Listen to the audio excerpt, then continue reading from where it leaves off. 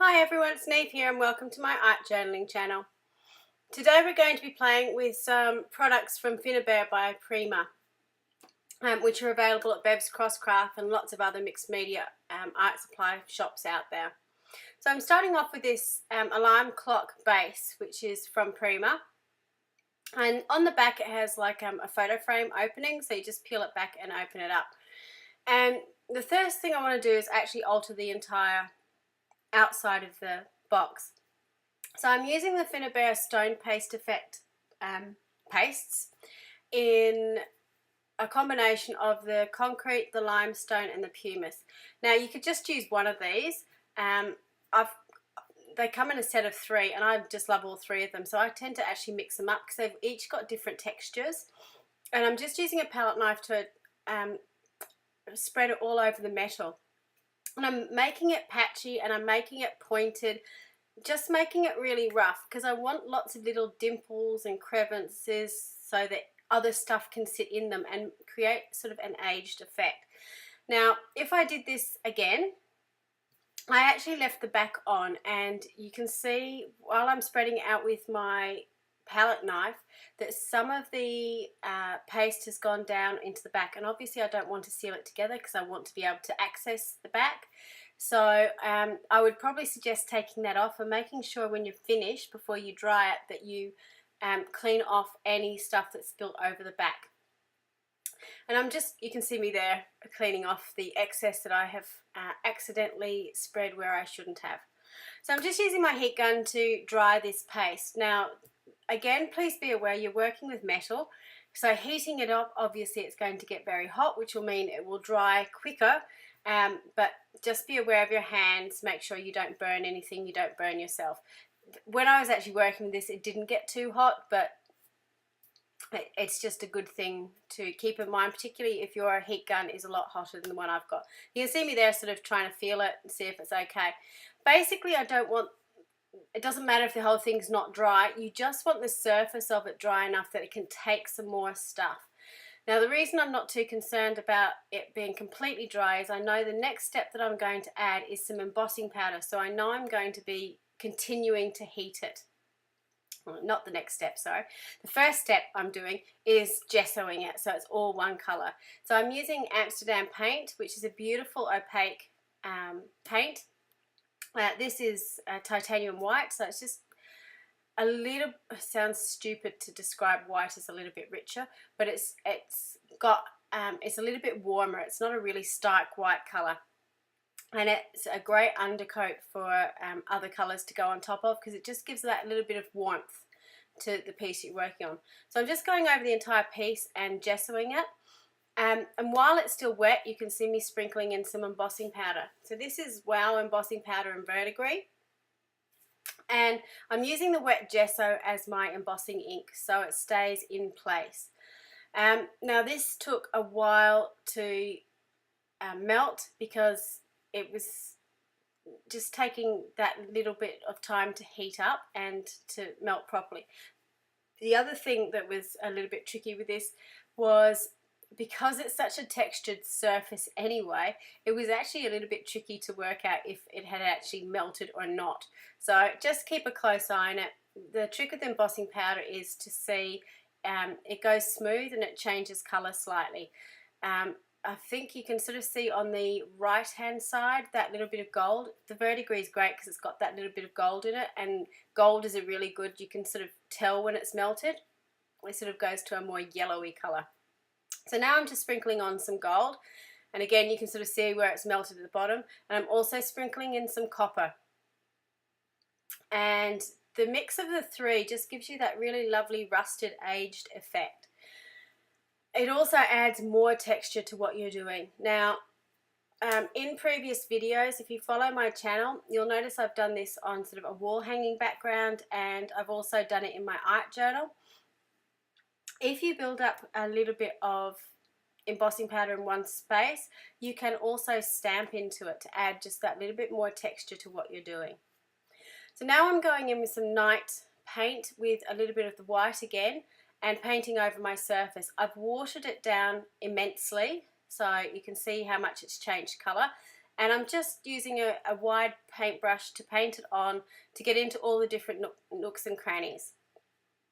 So this again is sort of like a base coat. You can see that embossing powder coming up through, and I've used a wet wipe to wipe away any excess paint so that I've got a really those colours coming through, because I've spent that time embossing, so I want to make sure that you can sort of see it. In this bottle I have got some of the night paint and some flow medium, which you can get from most art supply shops. Basically what it does is a bit like water. It sort of extends the paint a little bit, makes it flow much more easily, so it sort of turns it into a fluid acrylic. I'm trying to work out what I'm talking about here, as opposed to a heavy body acrylic, so it sort of just really brings down the texture of it. This is just my little journal that I'm working in. I had some extra paint on my page, so I decided to paint it into my journal. So once I'd finished with the alarm clock, now I'm going on to doing the insert of my alarm clock, and I've just used some thick black card and I've cut it down to the size of the back piece, and I'm trying it out first of all, and I really suggest that you do this just to make sure that everything fits before you collage and do all your other different bits and pieces on it. Just make sure everything sort of fits in. The other thing that I did, which I'm really glad I did, was wrote top and on the back. Again, just so I knew when I put it in which way I was supposed to put it in, because I'm a terror for not doing that and putting things the wrong way around. So now I've just used some gel medium and I'm gluing down some book text onto this back. So what I'm going to do in this is to just do a bit of a collage over the background. Now, to be honest, and I didn't realize this when I was doing it, you're really not going to see all that much that's inside that clock face, because it is actually so deep. It gives that beautiful illusion of depth, and you can put a lot in there, but unless you're actually holding it right up in front of you, it's really quite hard to see what's in there. So I'm using some of my mini distress inks to distress the page and just age that paper down a little bit. So I'm using, I think, tea stain walnut ink, and I can't remember what the other one was. I think there might have been a little bit of hickory smoke in there too. This is an old vintage photograph from 1901 that I bought when I was on my travels around Europe. I went into the shop and they had a big box of vintage photos for €50, so they came home with me and I use them quite a lot in all my different collage pieces. For those people who have been doing this sort of stuff for a long time, that little bit of ruler is actually from Collections Ruler, which is a company from a number of years ago, but I know Tim Holtz Ideology sells similar stuff to this. So the paper dolls that you can see are also from Tim Holtz Ideology. Now the piece that you just saw me cut off was some magic foam. You could use anything, but I cut it off and you can see it's quite deep, and I'm just sticking it onto the back of those paper dolls to bring them up from the background, to again bring that depth in. And you can sort of see me playing around and just trying to work out where everything sits. Now when I tried this out, I realized that I'd not cut enough off the legs, and I really needed to be quite generous with how much I was cutting off. I also realized as I was doing this that the ultra thick gel medium, which usually sticks down everything, didn't stick with the foam. So I resort to using a hot glue gun. I'm sure you could use some of the more powerful, I call it the red liner tape.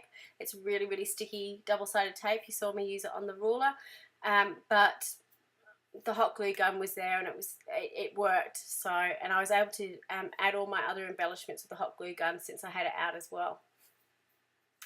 So I'm just going around. At the moment I'm going through my chipboard pile and my mechanicals pile to see some things I would like to add in. The first thing I thought that I'd like to do was to add in some halos onto the people. While I was waiting for my hot glue gun to warm up, I got out my Inca Gold wax. Now you could use the Finnabair waxes to do exactly the same, and I'm just rubbing it over the surface. I love doing this on textured pieces because that bit of gold just highlights all the texture that you've put into your piece. It just really makes the whole piece sort of come together.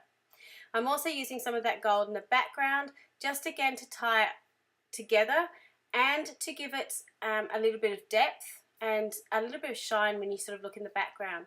So I'm just adding these two pieces down, the cogs and the heart and soul. But when I actually put them in and really had a look at it, I couldn't see any of those pieces. There was really no point in me having them there because you just could not see them. So that's the other bonus of having a hot glue gun. If you work quickly enough, you can actually pull it off again without damaging what you've got underneath, and you can move stuff to where you actually want them. So you can see me going back and forth and framing up as I go, and for me personally, I find that really useful when I'm working, that I can see where all my frames are going. So I'm using the small cogs from the mechanical set from Prima, just to add on those halos, and again just tie in that sort of steampunk sort of vintage metal look to what I'm doing.